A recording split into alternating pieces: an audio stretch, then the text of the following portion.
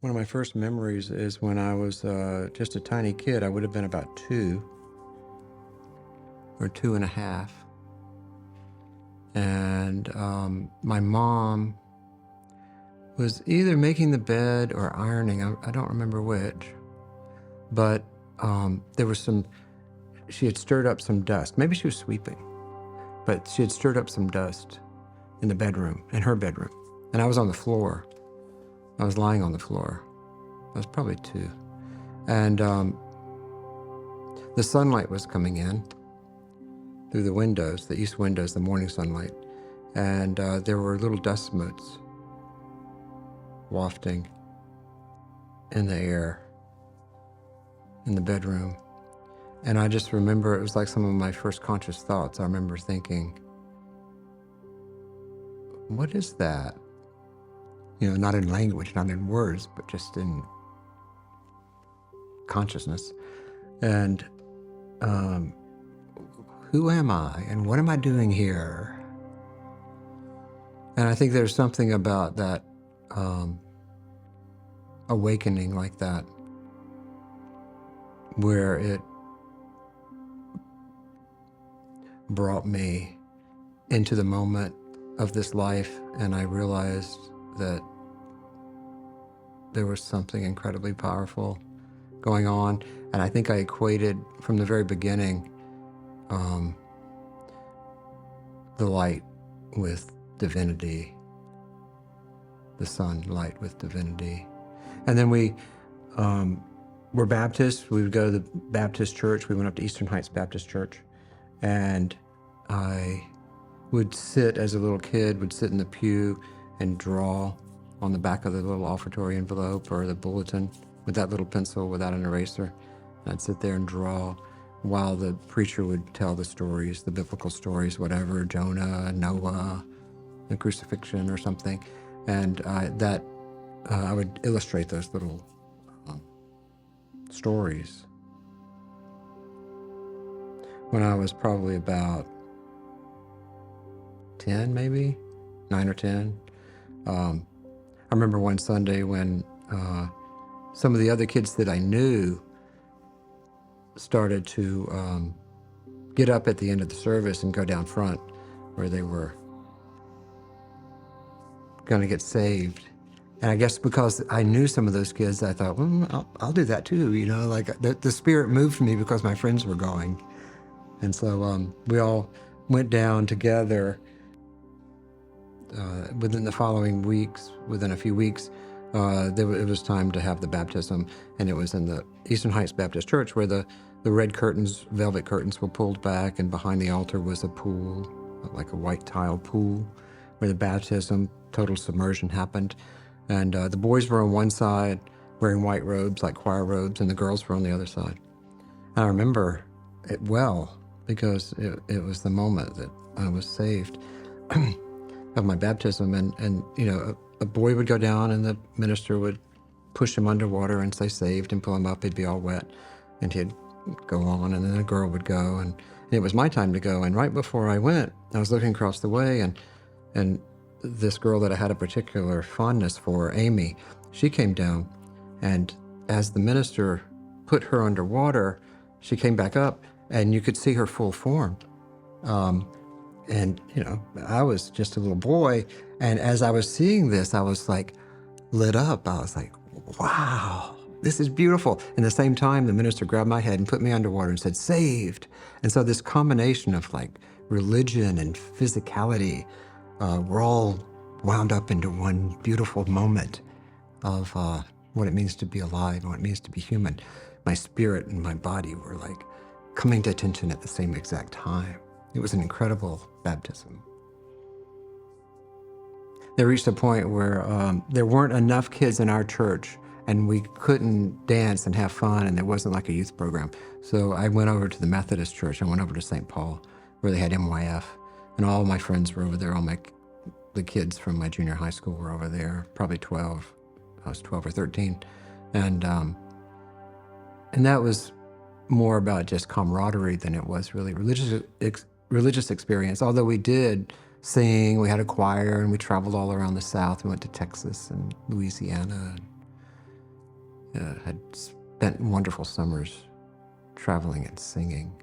There was a time we were out in Dallas. I remember it was near the end of it was in Irving, near the end of our tour of Texas. And it was one of those nights where all the kids were down in the basement of this house where we were staying, and everybody was crying and being saved, having their religious moment, conversions. And I sort of got swept up into the energy of it and swept up into the emotional release of it. And we'd been outside just moments before looking up at the stars in the sky, and a friend said, "It's a beautiful night for a miracle."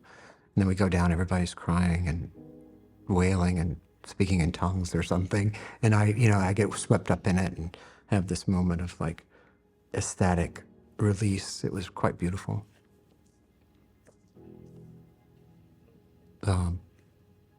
I call that my conversion moment.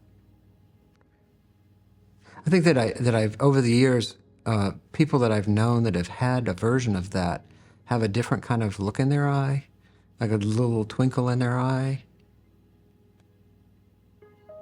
Regardless of how much it has to do with, Jesus or Christianity, there's something like your DNA gets charged differently, or your cells of your body get activated in a different way when you've had that ecstatic release somehow, where you give over to something bigger. It's a beautiful thing.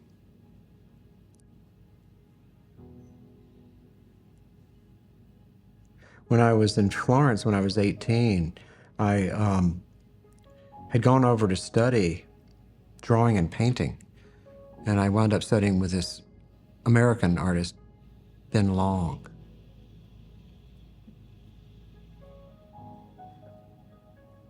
And after I'd been over for a few months, I was going to stay. I was going to live in Florence. I had read My Name is Asher Lev, a wonderful book by Chaim Potok, the Jewish writer. And it was about a Hasidic boy, Asher Lev, who was at odds with his religion because he wasn't supposed to make graven images. But he wanted to be an artist, and so he was struggling with his religion versus his wanting to be an artist. And one of my teachers at Brookstone had given me the book, My Name is Asher Lev.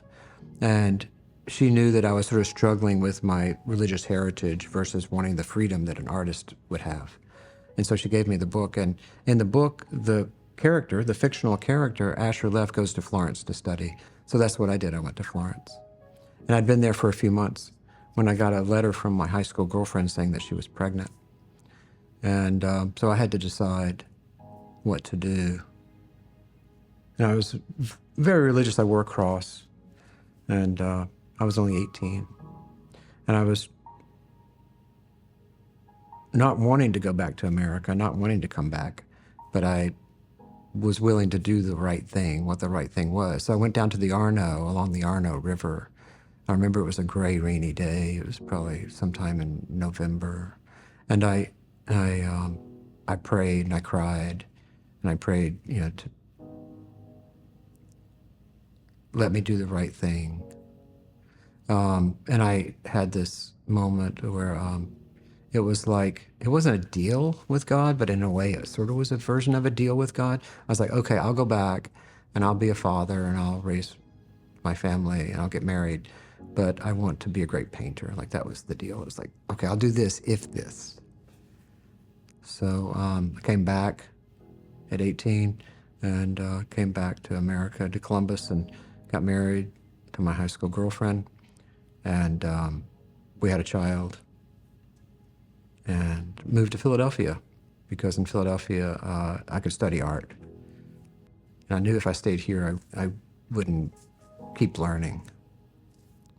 So I was there for 30 years and married and raised 3 boys. And became a pretty good painter there.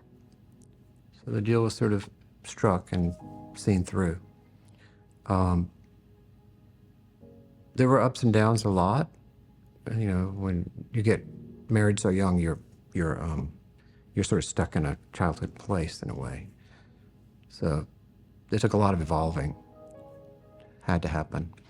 But, and I stayed religious, and I raised my kids in a kind of religious way, and it was rare to be a painter in the North and sort of have a religious practice, but I did. I took my kids to church on Sundays and led youth groups and tried to have a normal, life. But when 9/11 happened, it was a moment where in September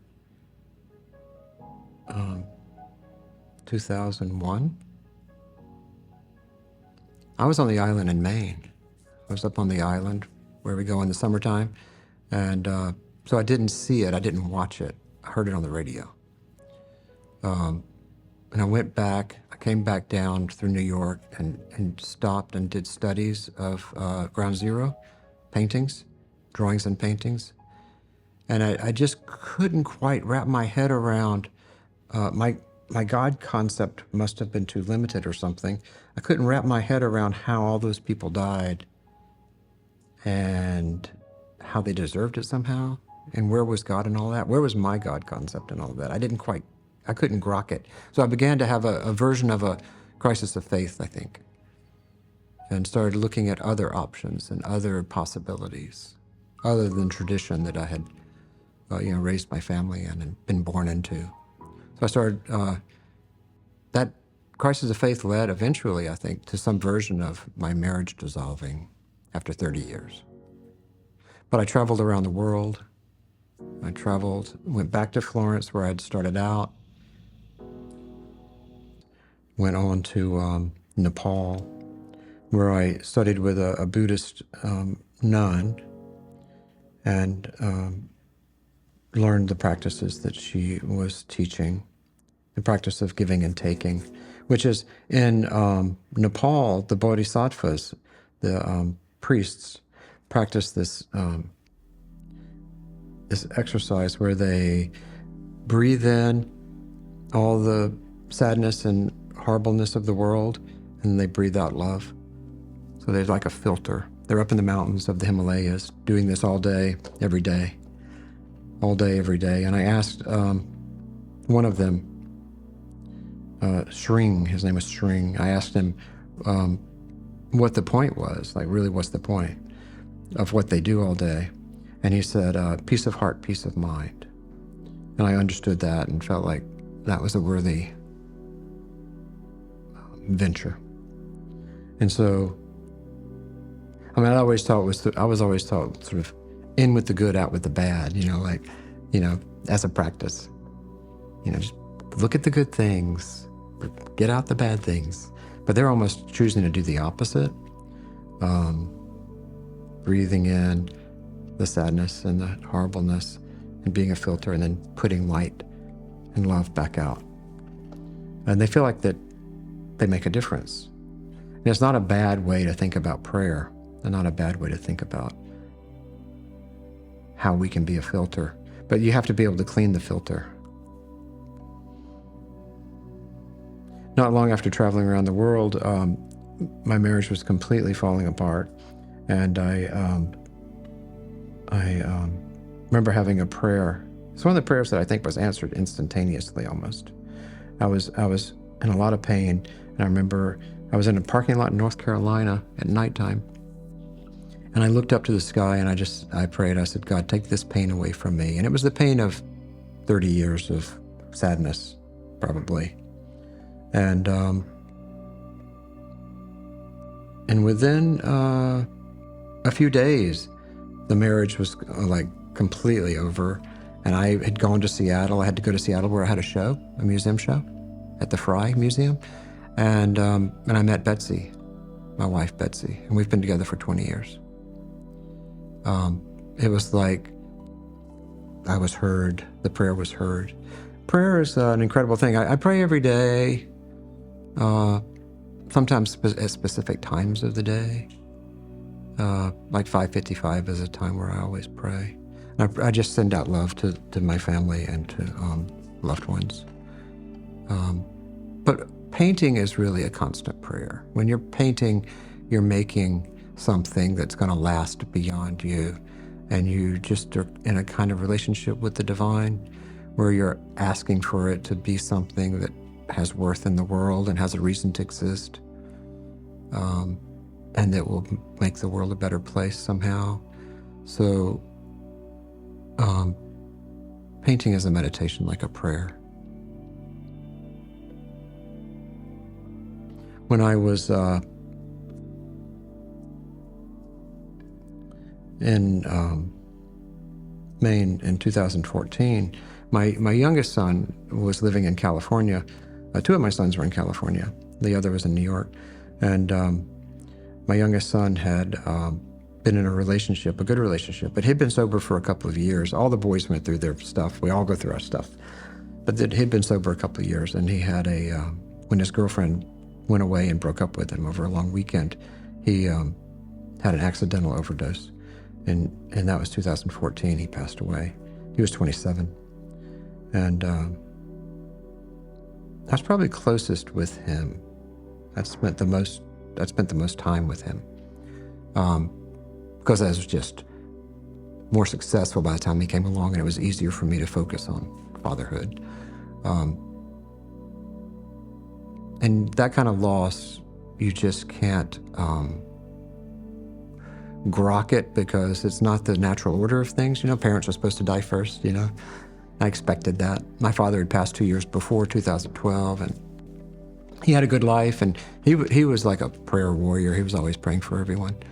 He'd gone through his struggles with things and come out the other side. And so when he passed, I felt that loss. I felt that sudden vacuum of no prayer coming my way all the time. But when Elliot passed, boy, oh boy, that was tough. I barely survived that one. But some things have happened that were good and reassuring. One was one night I was wailing. I was in bed just wailing to try to console my grief. And he actually came to me. Elliot came to me. I was awake. I wasn't dreaming. And I felt the bed go down behind me, like someone laid in bed with me. And I heard his voice right in my ear. He whispered right in my ear. And he said, "I'm right here, Dad. Don't you get it? Everybody is always everywhere." And I don't know what that means, and I don't know what that looks like, but he wouldn't have told me if it weren't true, because the way he was. And so I think about that all the time. And most every day. It's reassuring. It was reassuring at the time, and it's still reassuring. But I don't know what it looks like. I can't grok what everybody is always everywhere actually means. But I know it's okay. And the loss that we all experience all the time, and the grief that we feel, is based on our own loss of the person, but the person's okay. I did have a near-death experience not too many years after that, just a few years ago. I had been to the dentist, and I had gotten some lidocaine on a big Q-tip stuck in my gum. And that lidocaine, I didn't know it at the time, but I am allergic to lidocaine. And so the dental assistant walked out while the Q-tip with the lidocaine was in my mouth, and I had to swallow. I didn't have anywhere to spit, so I swallowed a couple of times. Within the 4 or 5 minutes she was gone, I came back and they started doing the procedure, and I thought, I don't feel right, I don't feel good. So the procedure took about an hour, and by the end of it, I was nauseous, I was sick. And I went home. I could walk from the dentist to my house, and I went home and laid in bed. And I wasn't feeling well at all. Something wasn't right. And I got up to start to go to the bathroom, thinking I'd be nauseous. And Elliot's voice was right beside me. And he said to me as I was walking toward the bathroom, he said, "This is how fast it can happen, Dad." I heard this voice. I heard him. I was like, I just passed it off because I had to go to the bathroom to be sick. So I didn't really think that much about what he was saying or why. And then next thing I know, I'm dead on the bathroom floor because I asphyxiated while I was trying to throw up. And I'm floating in space about 5 feet above my body. And I'm in this golden light that goes on forever in all directions. And it was the most ecstatic, peaceful place I've ever been. No cares of the world at all. Euphoric, really. And it was golden light, and it was in all directions, and I could think, which was amazing, but I wasn't connected to myself. I wasn't connected to my body. I wasn't connected to Bo as an ego or as an entity. I was just pure floating consciousness, and it was a beautiful thing. And I thought I might see Jesus, or thought I might see my family, but I didn't. I just was floating in space. And then about a million miles away, I heard someone yelling, "Bo, don't die, Bo, don't die." And I was like, what is that? Like, who is Bo? Who would be yelling such a thing? It was very distant. And it turned out it was Betsy, who had come home and discovered me on the bathroom floor, dead. She called the ambulance, and the ambulances came, and they EMTs, and they got me to throw up. And but I stayed in a coma for about 8 hours. I couldn't move, but I could think. And eventually I came back to realizing who I was. And but there was that period of time where time didn't exist, and it was this beautiful light, like sunlight, that I was in, and without my ego body self. And I remember thinking at some point, is this what dying is like? Is this what dying is? I remember also thinking, Betsy will be okay. This was after she called my name. Betsy will be okay. But I did have a painting on my easel back in the studio that wasn't finished. Sort of gave me a reason to come back. So I don't know what is. And I think that, it's hubris to think that we might know what is. It's a great mystery. It's the wonder of things. And I'm, as dumb as I was at the moment of, seeing the dust motes in the sunlight, I don't know what is. But there's this connective tissue, this wondrous that I believe in, that makes us all the same. And it's, I've spent time dissecting as an artist to learn the anatomy of the body. And I know the difference between when something is dead and inert and not alive, such as the body, sinew, muscles, skin, a beating heart, versus when it is alive, when it's charged and turned on and filled with the great mystery. And there's a difference. And we right now, as living, breathing human beings, are filled with that incredible electric mystery, whatever that is. And to be a part of that for any period of time is a miracle, and we're lucky to get to be in this state. And what we do with our time here is important in the sense that we only get this living, breathing time to do what we want and need to do, or what we should do. And I don't know if that time ends at some point, like when a tree dies and falls over, if that tree has any spirit beyond that moment. But Eliot says everybody's always everywhere. So maybe time is a construct that we just don't understand, but that we're always here. It's a great mystery, glorious mystery. And I'm happy I get to experience it.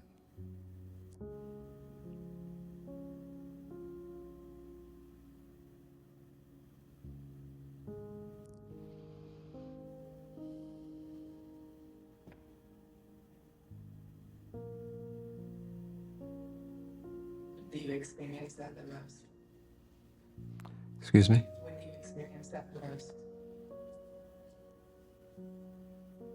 There's moments when I'm painting at, say, 3 in the afternoon or 4 in the afternoon, when I disappear from myself, I disappear from my ego, and you forget everything, you forget who you are, and you forget everything you've learned, and you're just painting, and time stops, stands still, and you can just paint forever, and you're in the zone, And you know that you're in a kind of communion with the divine, and it's just happening, and you're not even making the painting is just happening, and you get to witness it. And I think if you're doing the right work, whatever that work is you're called to do, then that's a capability. You have the capability of being able to tap into that zone, and you're fully alive in that moment. And you can try to get the life force down into something that holds that life force, or the idea of that life force, any creative act, whether it's music or writing or film, dance,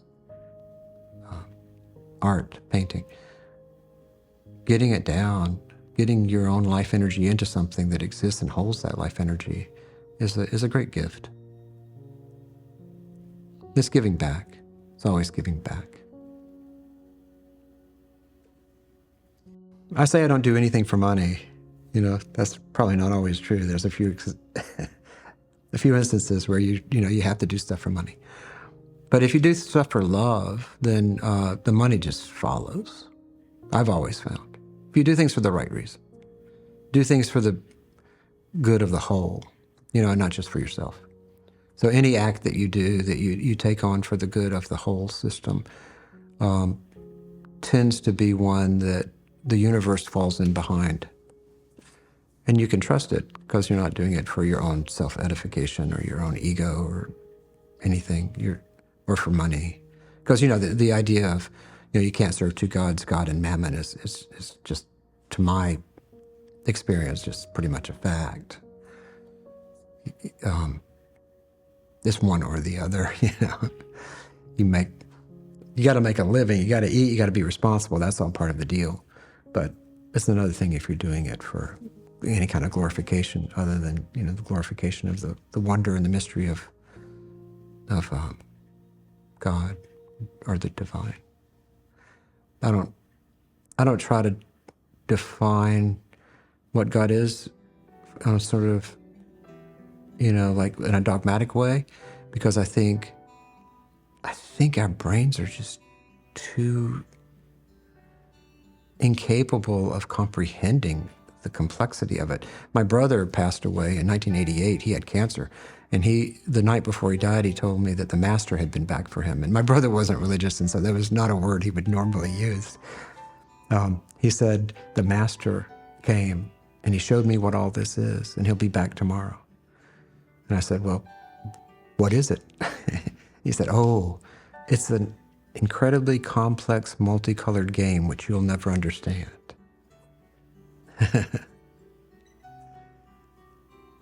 And they died the next day.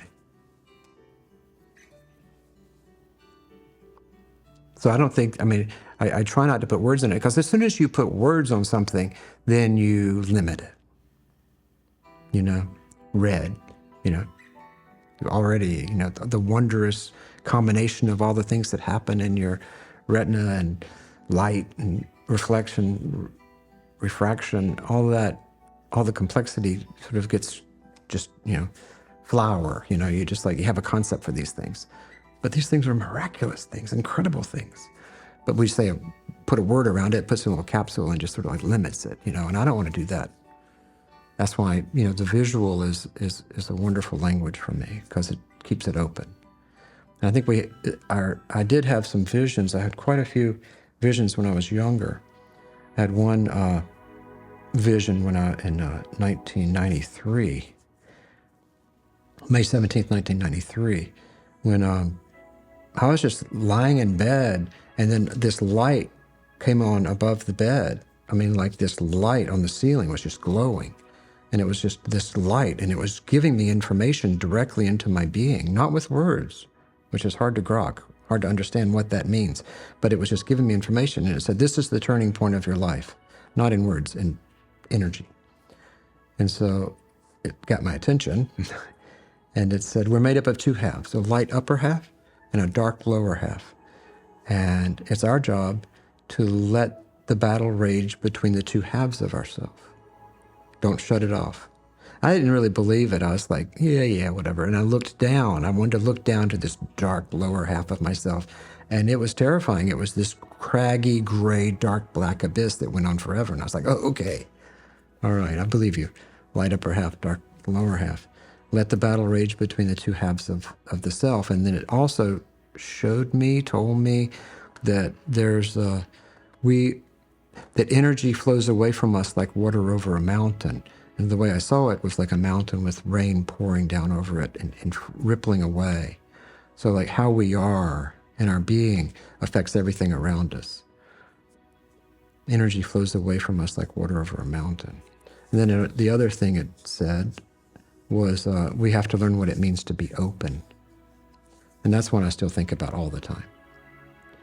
Because I don't know what that means or looks like exactly, but I try to remain open so that I'm not closing down the possibilities or closing down with a rigid mind concept about what is, staying open to what is all the time.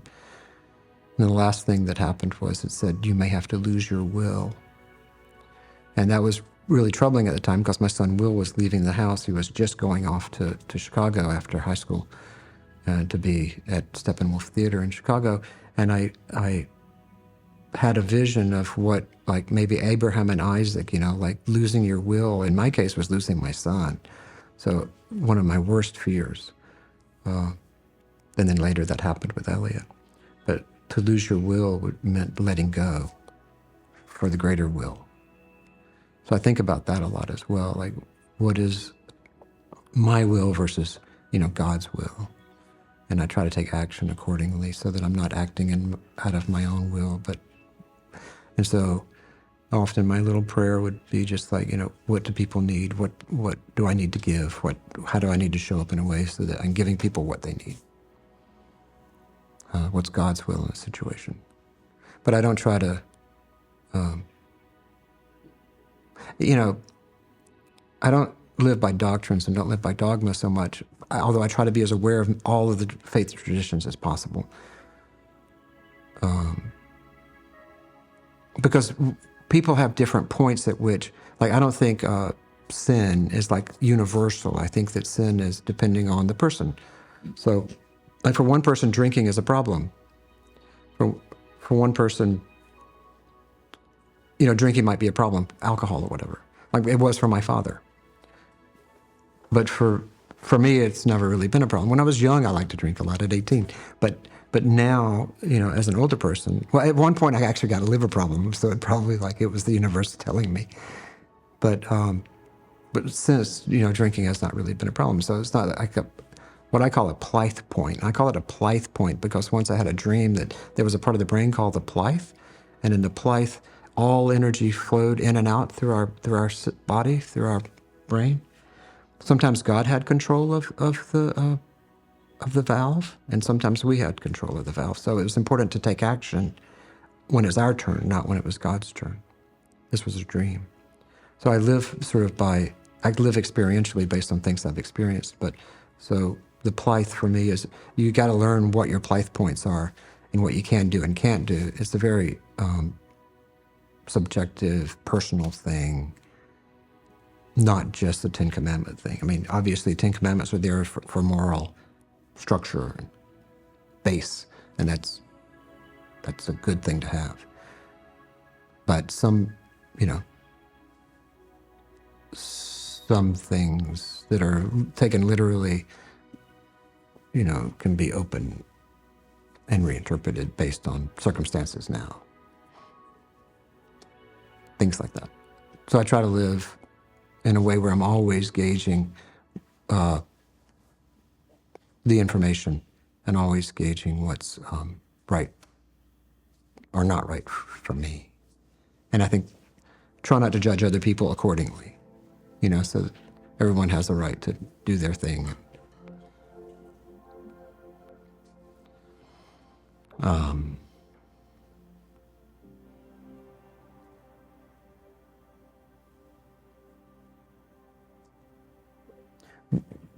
Within limits. I mean, because I'm okay, you're okay is sort of a version of saying, I can do what I want, you can do what you want, and that's okay. And that's not necessarily totally always true, because some ideas are actually better than other ideas. And so you have to be strong enough within your character, not based on ego or wanting to be right, but you have to be strong enough in your character to say some ideas are better than other ideas. And you have to take a strong stand against bad ideas, which is not easy to do for a lot of reasons, mainly because we want to be nice. But there's a time and place where you have to stand up. And that's the situation right now in a lot of things. In the early 1990s,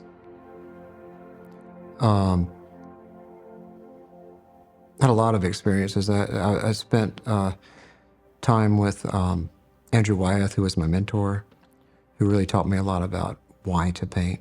I won a Pew Fellowship, which was extremely helpful because I was able to just paint, not have to worry about ever painting for money again.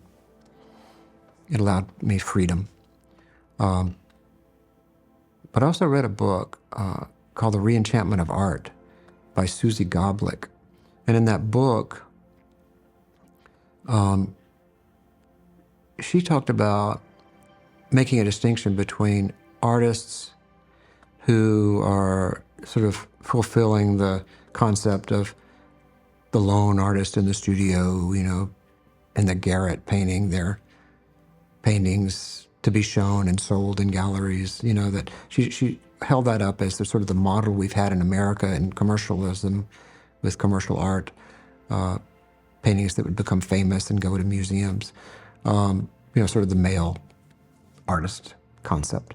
And she talked about the importance of making a distinction between that and the way art was traditionally thought about, which was art that was made for churches, art that was made in sort of for religious reasons, to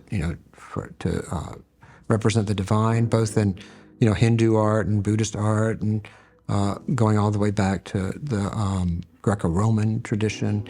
So. But then she said, how does that manifest itself now? Now that we are where we are, in a very scientific, evolved mindset. And so she felt like that art that served the greater whole was art worth making. So I read this book, The Reenchantment of Art, and it totally struck right to my soul. So I actually, back then, as of early 1990s, I called Information and got her number from Information and called her as she was living down in Virginia at the time. And I talked to her, and we became fast friends. And I said, I'm a painter. This was pre-internet. I'm a painter, and I do big paintings, and it's what I love to do, and it's what I've trained to do, and it's what I want to do. I said, is there a way where I could still do what I want to do and do what you're talking about? And she was talking about art being things that I wouldn't have thought of as being art, like Julia Butterfly, this woman who climbed up into the redwoods and lived in the redwoods so they wouldn't cut the redwood trees down. Or this other woman who went along the Rio Grande River and picked up trash along the Rio Grande River and saved the trash as part of her art making. And I was like, this is very different from being a traditional painter painting paintings for the wall. But it did make me start thinking, how could I translate what I do and transfer it, like transubstantiation almost, make it be something that served a greater whole, other than just me having a decent living and building my reputation. So I started to think about how I could put the work out there in a way that would help more people. And that was where the idea of the center was really birthed. And then so the Bo Bartlett Center, that was early 1990s. Bo Bartlett Center wasn't built until 2018. It was 20 years in the making. And all of these large paintings are up there where people can come and see them. And so it's got a three-pronged approach. It's education, and then it's exhibition, where we do exhibitions, rotating exhibitions, and then outreach into the community. Some of the outreach we do is Art Makes You Smart, which helps school kids. Home is Where the Art Is, which helps, we do art with the homeless and the unhoused and lower income individuals. And we just provide them the opportunity to express themselves. We've all seen great strides with people just being offered the opportunity to express themselves. Give someone who's never had much freedom because they're just day to day trying to get their basic needs met, the opportunity to express themselves, give them a canvas and some paint, and it's incredible what can happen, how that can flower in a person and suddenly start to give them confidence over time, give them confidence and the ability to have the confidence to go out and get a job and eventually get an apartment and have a place to live. And we've watched this happen. We've watched this happen over and over again. People gaining confidence and a sense of self-worth just on a freedom of expression. It's a real powerful thing.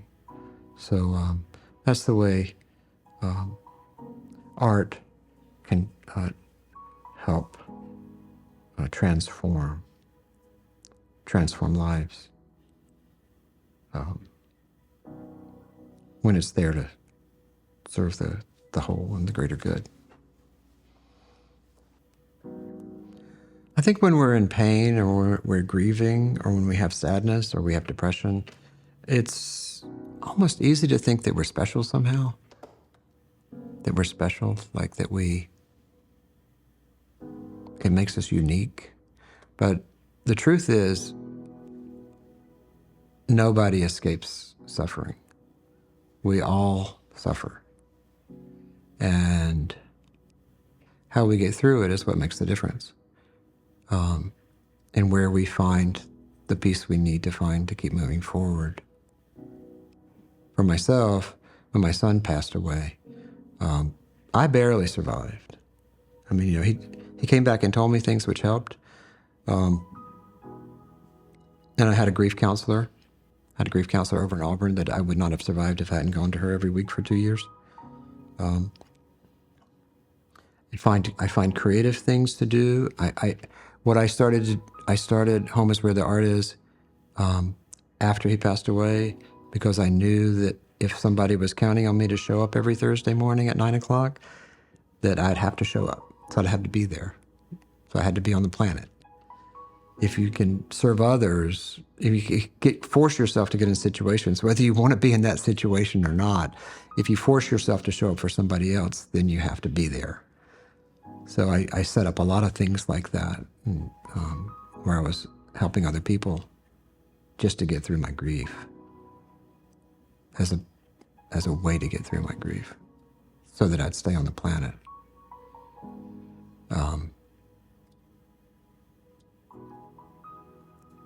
But any creative act, if you can get into a creative act, anything.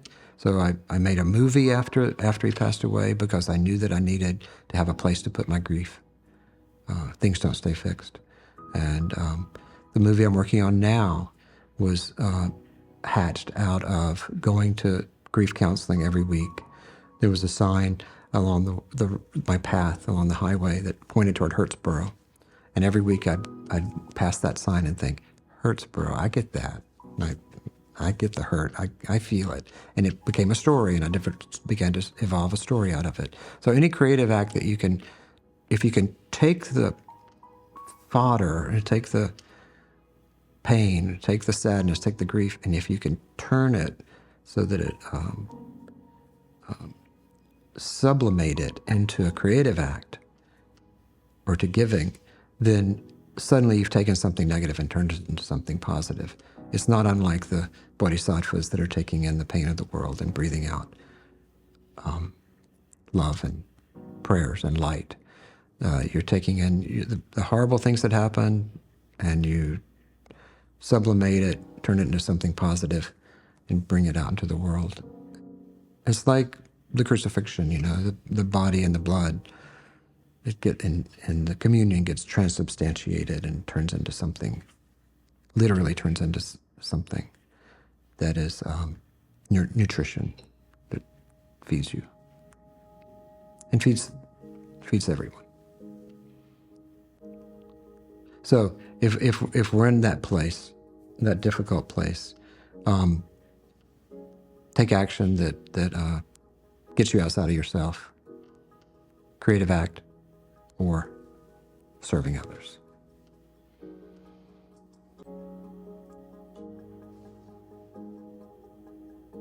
I always say, think hard about what you believe and think twice as hard about what you say you believe. Because belief is the top quark. Belief is the magic. Belief is where the power resides. And what we believe determines what happens.